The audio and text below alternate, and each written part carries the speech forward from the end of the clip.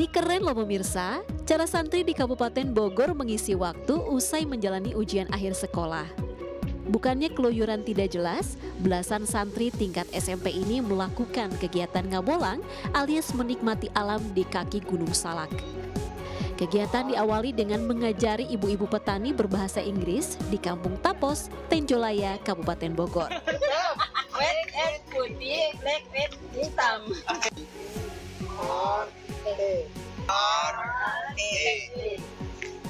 Zebra. Nah, usai berbagi ilmu, mereka bersama-sama memanjat pohon jambu dan menikmati setiap buah yang dipetik. Puas menikmati buah jambu, para santri melanjutkan kegiatannya memberi makan ikan di kolam milik warga. Seperti namanya, ngabolang. Mereka juga bermain sambari mandi dan menyusuri sungai yang berada di kaki Gunung Salak. Yang terakhir, cukup seru. Anak-anak ini mendatangi lapak penjual hewan ternak dan memeriksa kambing yang akan dijadikan hewan kurban. Senang gak ini? Senang banget. Oh jadi jarang nih suasana kayak gini jarang? Jarang. Baru tahu kali ini. Pihak sekolah menyebut kegiatan ngabolang ini bertujuan untuk penyegaran dan mempraktekkan ilmu secara langsung di lapangan.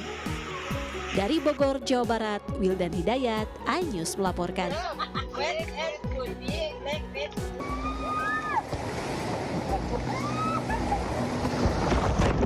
Detik-detik perahu karet yang ditumpangi para pemain arung jeram terbalik terekam kamera salah satu peserta di Desa Marjanji Aceh, Aik Songsongan Asahan.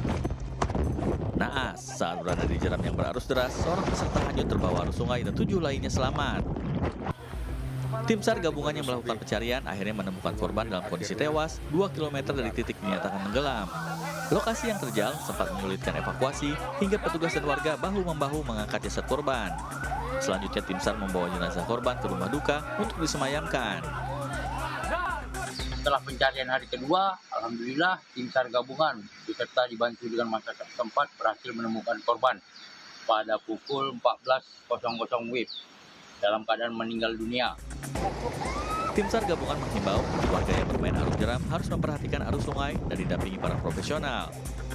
Dari Asahan, Sumatera Utara, Ulil Amri, iNews melaporkan.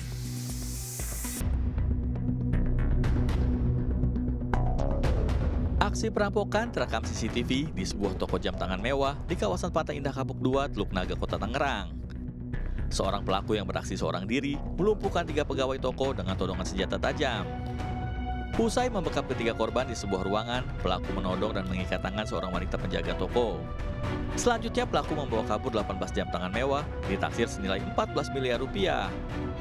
Sebelum kabur, pelaku membekap wanita penjaga toko ke sebuah ruangan. Berbekal rekaman CCTV, polisi meringkus HK, pelaku perampokan, di sebuah hotel di kawasan Cipanas, Jawa Barat.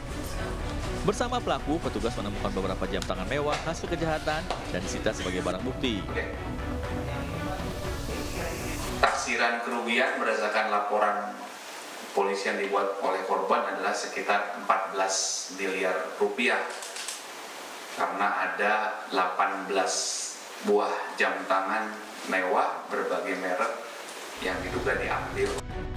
Pelaku telah ditetapkan sebagai tersangka dan dijerat pasal 365 KUHP tentang pencurian disertai kekerasan dengan ancaman pidana 9 tahun penjara. Dari Jakarta, Henry Sanjambati, iNews melaporkan. Pemirsa, kasir gerai agen bank di Palangkaraya, Kalimantan Tengah nyaris mengalami tindak perampokan menggunakan senjata api oleh orang tak dikenal. Yang menarik, korban yang menyadari senjata yang digunakan pelaku ternyata palsu justru tampak tenang dan justru balik membuat pelaku panik.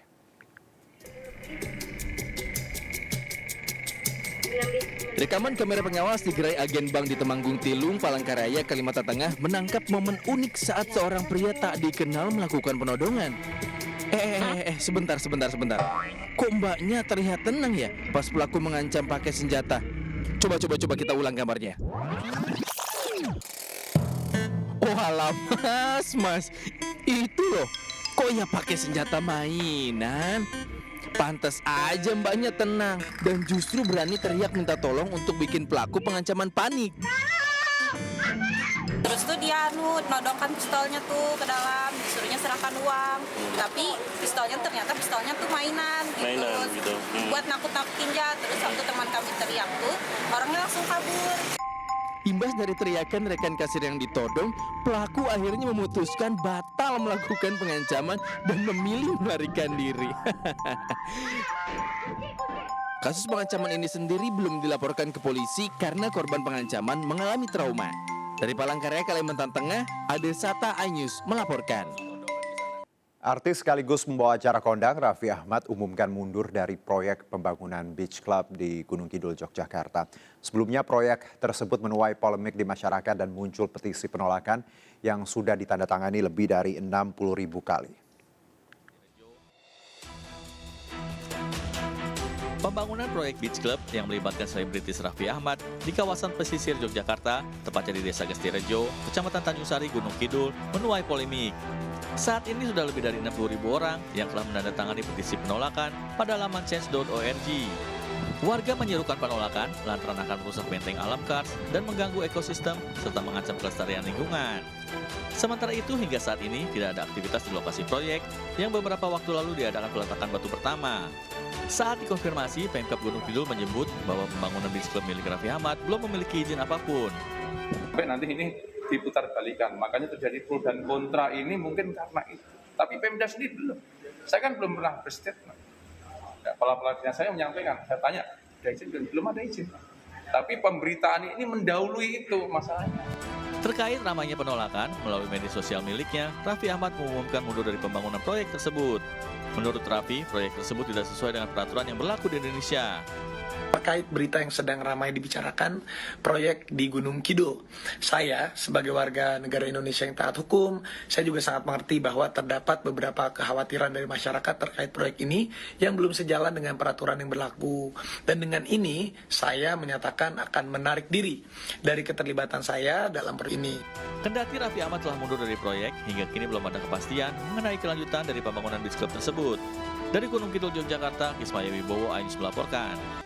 Dinas Pendidikan DKI Jakarta meminta maaf atas ulah 5 siswa yang viral di sosial media karena mengolok-olok anak Palestina saat makan di restoran cepat saji yang masuk dalam daftar boikot. Keempat siswa SMP tersebut juga meminta maaf dan menyesali perbuatannya.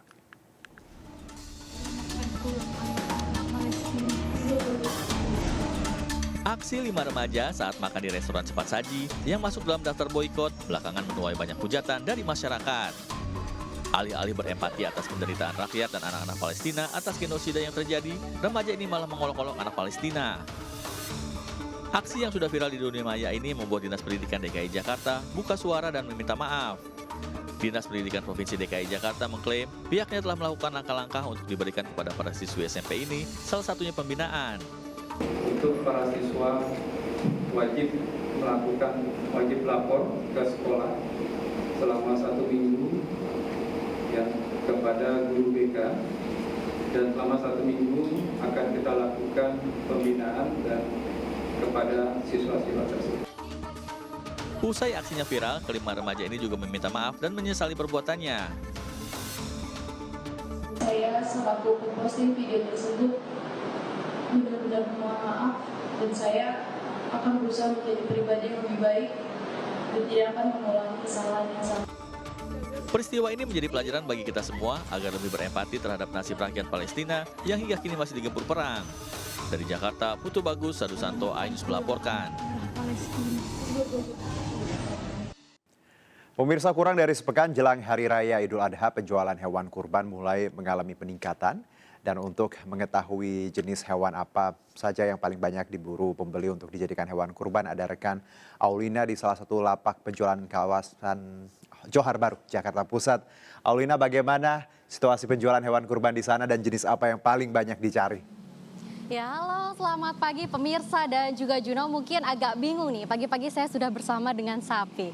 Ya, kita akan menjelang Hari Raya Idul Adha pada tanggal 17 Juni 2024, di mana untuk persiapan para penjual hewan kurban pun sudah sangat terlihat, karena di mana-mana sudah banyak sekali hewan kurban akan dijual. Nah, saya ingin sedikit mengajak Anda untuk berbincang sedikit dengan pemilik atau penjual dari tempat hewan kurban ini. Oke, kalau gitu saya ikut saya pemirsa. Di sini sapi yang tersedia sudah berbagai jenis, ada limosin, PO dan juga metal. Halo, selamat pagi Mas Arya. Mas Arya, boleh nih berbagi info sedikit bagi para masyarakat yang akan membeli hewan kurban ya, utamanya untuk jenis sapi sendiri nih di kawasan Johar Baru tempat Mas Arya menjual, ini ada jenis sapi apa aja nih Mas? Ada jenis sapinya, jenis sapi PO, metal sama lemotion. Oke, untuk harganya sendiri nih Mas dari kisaran berapa sampai berapa mungkin?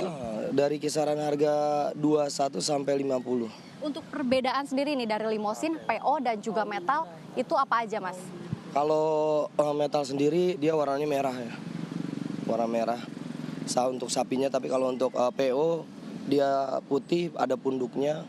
Terus kalau limotion itu dia ada beda di palanya. Ya, palanya. Oke, untuk jenis kambing juga mungkin di sini Mas, kan saya lihat tadi ada jenis beberapa kambing di sana. Nah, untuk kambing sendiri mungkin jenisnya boleh diinfokan. Kalau untuk kambing cuman satu jenis aja. Untuk kambing untuk satu jenis saja. Oke, untuk kambing sendiri nih sudah terjual berapa nih Mas? Sapi dan kambing semuanya udah terjual berapa dari mulai tanggal 3 Juni Mas membuka lapak sampai hari ini? Untuk penjualan dari 3 Juni sampai saat ini untuk kambing sendiri kita terjual baru 25 ekor. Dan untuk sapi kita terjual 14 ekor. Betul. Untuk tahun ini belum ada peningkatan dibanding tahun-tahun yang lalu. Siap. Oke, makasih Mas Arya atas informasinya. Dan juga pemirsa, saya ingin sedikit memberikan informasi untuk sapi yang ada label kuningnya di telinganya, itu tandanya sudah melaksanakan vaksin. Kembali ke Juno. Terima kasih atas laporan Anda. Selamat bertugas kembali. Kita ke informasi lainnya, pemirsa. Diduga berawal dari pecah ban, sebuah bus pariwisata yang mengangkut 54 penumpang terbakar di tol Wiyoto Wiono, ruas Jatinegara Rawamangun, Jakarta Timur. Sementara di Cengkareng, Jakarta Barat, 8 kendaraan roda 4 tiba-tiba terbakar di area lahan parkir Satpasim Polda Metro Jaya.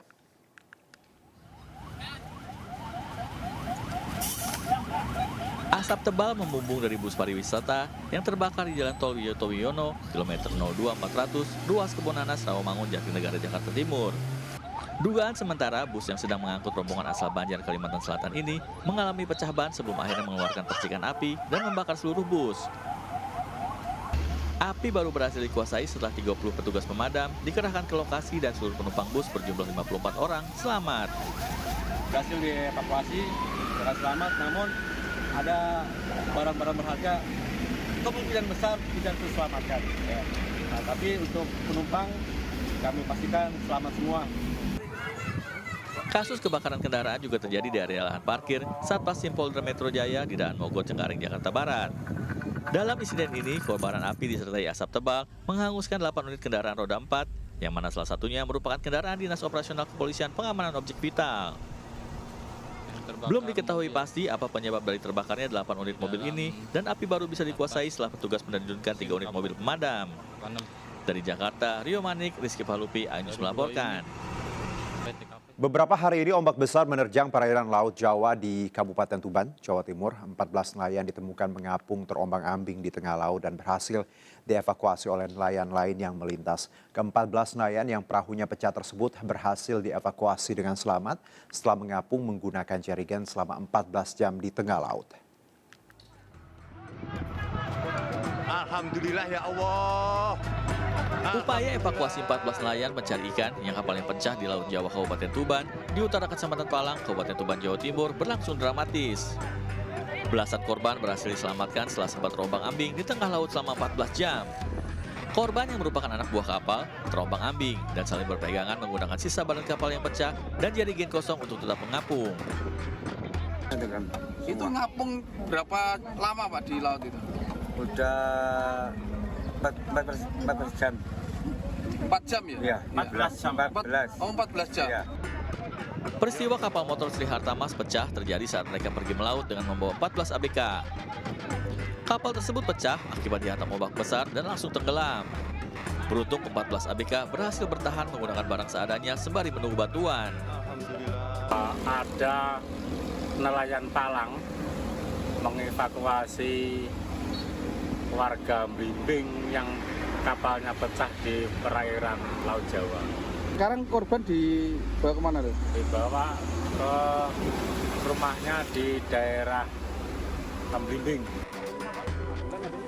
Sesampainya di darat, 14 anak buah kapal ini mendapatkan pemeriksaan oleh petugas medis setempat. Dari Tuban, Jawa Timur, Pipit Wibawanto, iNews melaporkan. Seorang wanita di Makassar mengaku menjadi korban pelecehan oleh seorang pria yang mengaku sebagai polisi yang baru dikenalnya usai bertengkar dengan kekasihnya. Sementara di kota Bau-Bau, Sulawesi Tenggara, 2 orang wanita terlibat perkelahian setelah saling ejek di media sosial. Menjelang Idul Adha, aksi pencurian hewan kurban mulai marak. Di Palembang, Sumatera Selatan, rekaman CCTV memperlihatkan aksi pelaku yang mengambil seekor kambing di siang hari. Ironisnya, meski saat kejadian ada warga yang melihat, namun mereka sama sekali tak curiga. Bersama sang kekasih, wanita ini datang untuk melaporkan aksi pelecehan yang dilakukan oleh seorang pria yang mengaku sebagai oknum anggota polisi. Kejadian berawal saat korban terlibat cekcok di sebuah tempat hiburan malam dengan sang kekasih, lalu didatangi pelaku yang memperkenalkan sebagai polisi. Karena terlalu percaya, korban pun mengikuti semua arahannya. Namun dia tak menyangka akan dibawa ke sebuah penginapan dan dilecehkan. Takut akan dihakimi warga, seorang pemuda di Jember, Jawa Timur yang kepergok remaja masjid saat mencuri isi kotak amal langsung kabur. Ia lupa bawa sepeda motor, 2 ponsel dan tas berisi peralatan untuk mencuri miliknya masih tertinggal di area masjid. Baik, BPOM bersama Sudin Kesehatan Jakarta Barat menemukan 3 makanan terindikasi formalin dan boraks saat menggelar razia di area wisata Kota Tua, Jakarta Barat. Sementara akibat tak kunjung pulang, lebih dari 5 hari seorang istri melaporkan suaminya yang hilang ke Mapolsek Sukarami, Palembang. 2 informasi ini kami rangkum dalam Indonesia 24 jam.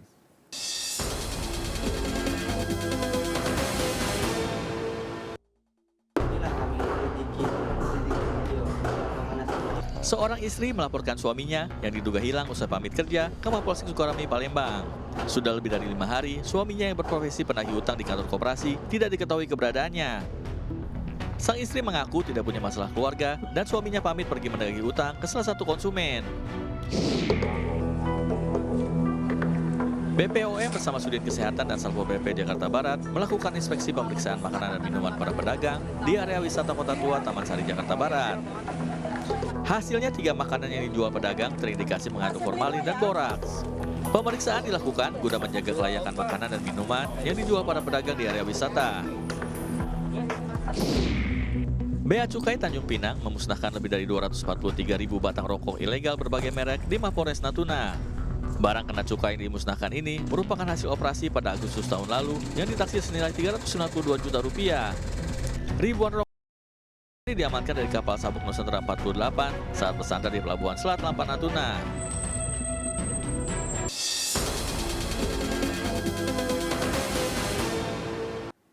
Pemirsa, sebuah warung di Kabupaten Malang, Jawa Timur menerapkan konsep yang cukup unik dengan hanya membayar Rp10.000. Pembeli bebas mengambil nasi, jagung, dan lauk serta sayur sepuasnya alias all you can eat.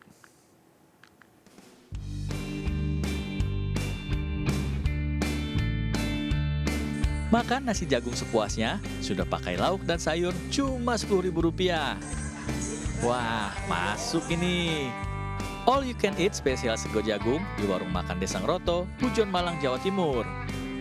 Sesuai konsepnya, di sini pembeli bebas mengambil sendiri nasi, sayur, dan lauk pauk sesuka hati yang disiapkan di meja prasmanan. Menunya pun beragam dengan cita rasa masakan kampung. Lihat saja, ada sayur labu siam, sayur pedas, urap-urapan, hingga sayur nangka muda. Sementara lauknya ada goreng-gorengan tempe dan ikan asin. Semua menu ini baru dimasak ya, jadi pasti hangat dan segar. Makanannya enak mas, enak dan juga murah. Habis itu seperti masakan rumahan lah. Meski enak dan sudah murah, ada harga spesial khusus bagi pelajar dan bahkan gratis bagi anak SD. Nanti untuk anak-anak yang SMA itu makan plus minum 8.000. Jadi untuk SMP 5.000 plus minum. Kalau SD seadanya wis, kalau dia mau bayar tidak apa-apa, gak bayar juga tidak apa-apa, wis seikhlasnya anak-anak wis. Dalam sehari, warung ini mampu menjual 500 hingga 700 bungkus nasi jagung. Sedangkan untuk pengunjung yang makan di tempat, ia menyiapkan 10 kg nasi dengan berbagai macam sayur dan lauknya. Dari Malang, Jawa Timur, Saif Fajareni, iNews melaporkan. Terima kasih masih bersama kami pemirsa. Supplier pakaian yang biasa dijual di Pasar Tanah Abang dan Pasar Cipulir ternyata sebagian berasal dari Kampung Konveksi Bulak Timur Depok. Anda yang ingin memulai wirausaha berjualan pakaian jadi bisa berbelanja di kampung ini.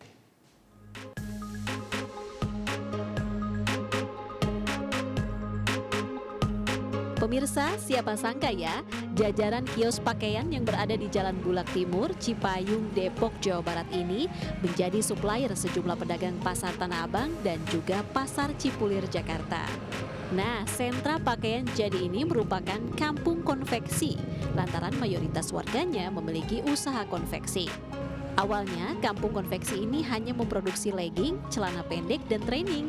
Namun, kini berkembang memproduksi kemeja, daster, kaos, gamis, hingga kebaya. Harga yang ditawarkan juga jauh lebih murah dibandingkan harga di pasaran. Permisi Bu. Bu, kaos ini berapaan harganya? Itu 20, yang sebelahnya 15. Oh, ini 20, ini 15. Yang ini blazer-blazer gini berapa? Itu 75. 75. Wow, ini murah-murah banget pemirsa. Beli banyak aja kali ya, biar bisa dijual lagi. Meski terpaan belanja online membuat perdagangan konvensional meredup, salah satu pemilik usaha mengaku bisa meraup untung hingga 500 juta rupiah per bulannya. Pembelinya itu dari itu sih ya, dari luar kota juga, luar daerah gitu. Ada juga dari sekitaran sini juga pembelinya yang datang ke sini langsung dia untuk dijual kembali. Lumayan tertarik dari bahannya juga ada lumayan lumayan bagus. Lagi nawar-nawar. Miring ya? Iya, biar lebih miring lagi sih. Di tahun 1980-an, kampung konveksi semula hanya dirintis oleh sejumlah warga, namun kini berkembang menjadi sentra pakaian jadi. Dari Depok, Jawa Barat, Galuh Pandu, Eri Nugraha, iNews melaporkan.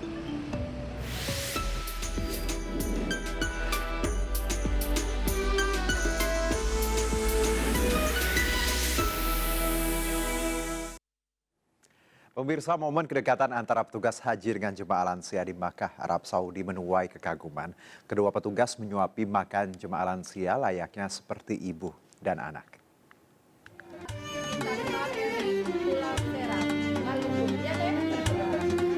Pemirsa, ini bukan anak yang lagi menyuapi ibundanya ya. Ini adalah petugas haji yang tengah menyuapi dua jemaah haji bernama Zainab dan Zubaidah. Dengan penuh kasih sayang, petugas haji bernama Fitri dan Fatmawati ini menyuapi dua jemaah yang telah lansia ini. Di tengah momen makan bersama, salah satu nenek menyempatkan diri melakukan panggilan video dengan keluarganya. Kedekatan petugas dengan jemaah haji selayaknya ibu dan anak ini pun menuai kekaguman.